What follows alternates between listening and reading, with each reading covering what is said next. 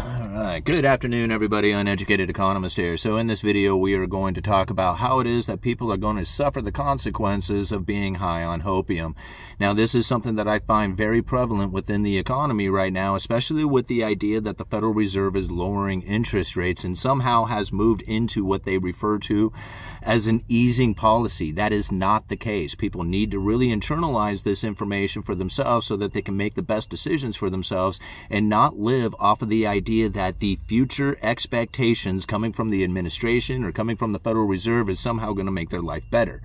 This is a very major problem that a lot of people are suffering through right now. I left a link down in the description talking about this very thing, where a landscaper is believing that if the monetary policy coming from the Federal Reserve continues down this path, that somehow they are going to find easier conditions not only for their own borrowing costs, but then for their customers, and the clientele that they are working with will also seem to have the ability to then be able to conduct business in a fashion in which that they had remembered prior to the COVID pandemic and all the inflation and everybody being concerned about what it is that's going on within the money system.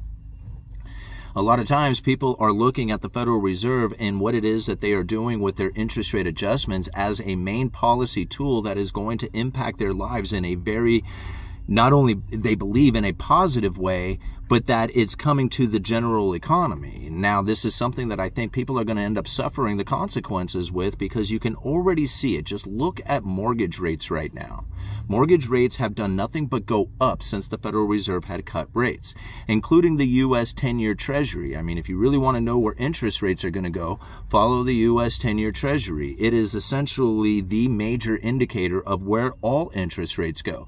And if you have a situation not only here in the United States, but then across the entire globe, of people being very concerned about what it is that the future is going to play out like, they try to get themselves as close to cash as possible. Like, they do not want to extend their capital out too long of a time with a worry that they don't know exactly what the future is going to be like. They want to be very close to cash. And so now you see the 10-year Treasury demanding a higher yield to it. This is very, very common to experience when you have a downturning, or at least the fear of a downturning economy. The Federal Reserve would typically, during these times, want to try and stimulate the economy by lowering interest rates. Now, here's a major problem that I've tried to share with people on my channel here and showed the evidence of it as much as I can, and that is that there's a neutral interest rate. That is the rate that the Federal Reserve is neither accommodating nor restricting the economy. And that neutral interest rate is not something that you can observe in real time. You can go back in history and look at it and say, okay, this is where the neutral interest rate was. But as far as the exact current moment, the only thing you can do is really estimate where this neutral interest rate is. Now, the Federal Reserve would refer to it as R star, and you can just go and Google it for yourself. Federal Reserve R star estimates, and you can see that they started to move up. The estimates of the neutral interest rate was moving up when the inflation scenario was very prevalent within the economy. People were scared. They thought that the inflation and the prices were going to continue to move up, and this started moving the neutral interest rate ever higher. Now, this is very, very critical to think about, because as the Federal Reserve is lowering interest rates, you have to observe the neutral interest rate, or what the Federal Reserve has for an estimate, R star. You can see that this rate is actually coming down. So when the Federal Reserve is cutting rates, they're really staying in lockstep with a dropping neutral interest rate, which doesn't really give any kind of easing quality to the Fed cut. It's basically staying the same.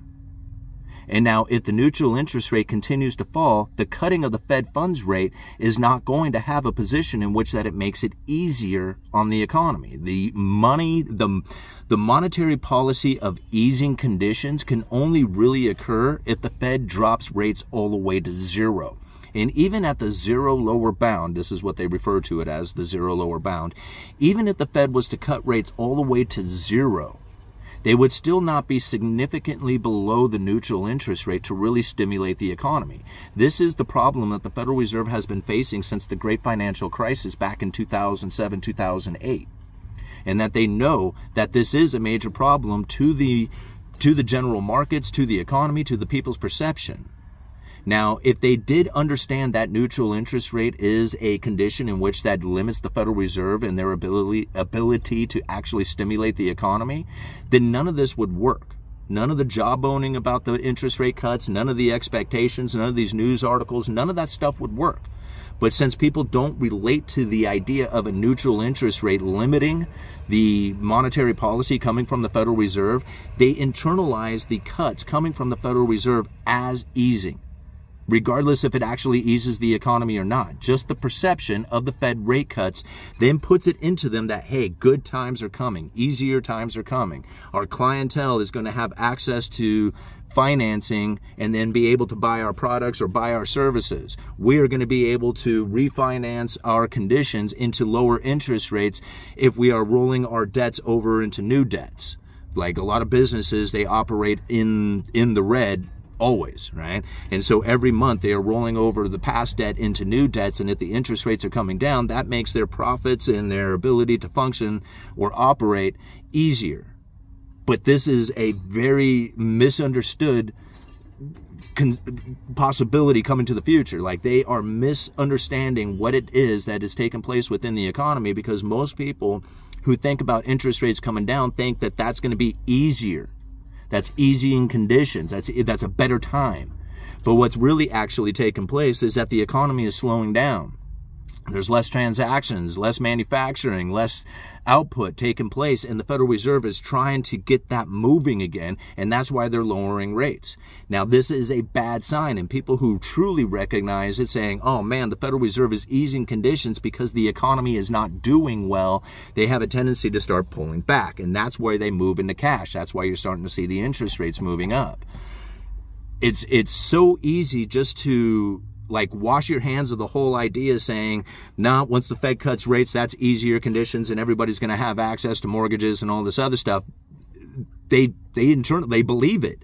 They are excited about that. They are hoping for it. They're waiting for it. They are expecting it. And if they don't get it, they are going to be incredibly disappointed and frustrated from that. And then they're going to start blaming anybody they can. And since there's really nobody else to blame because they don't understand what the monetary system is really like, they blame the politicians. Right? And so they point the finger at a bunch of people who really can't do it or don't do anything when it comes to monetary policy. They can only work within their own taxing or spending or anything like that, which does have a major impact on an individual's life. But when you look at the broader economy, it really comes down to the financial market, and that is being controlled by the Federal Reserve.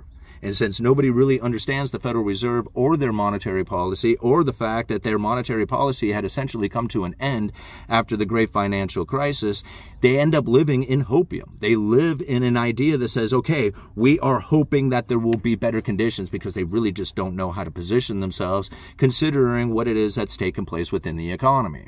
I mean, you want to see a good example of it, go to Germany right now. In fact, I'll go and leave a link down in the description for this article I was just reading coming out of Germany.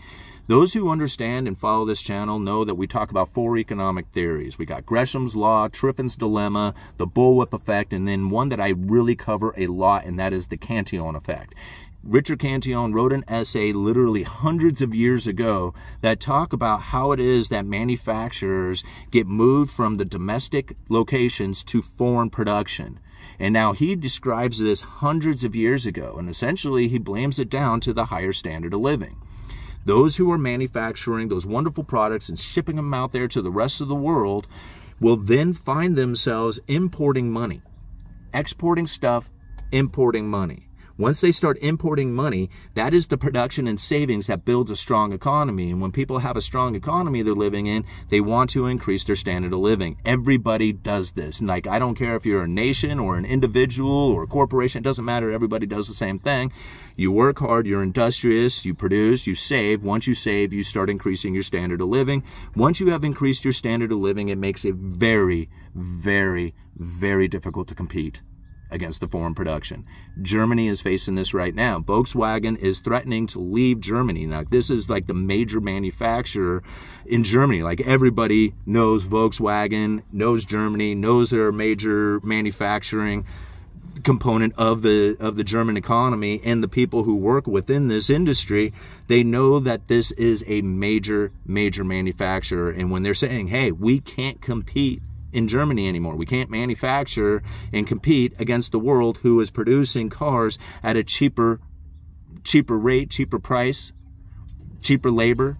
It's just not competitive anymore. Cantillon described this. Now, I know a lot of people are going to look at it and say, no, if the German government hadn't done right, and list off all this stuff that politicians had done, they're going to say, then this never would have happened. But ultimately, it comes down to the fact that people have moved into luxuries.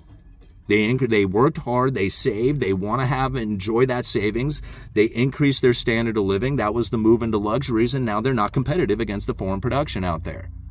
It's really just simply it's literally that simple. Right? And so again, people will be high on hopium saying, okay, well, maybe these politicians can figure this out so that we can retain our jobs, so that we can maintain this higher standard of living, considering that the rest of the world is competing against us. And I'm going to leave it at that. Uneducated Economist. You guys let me know.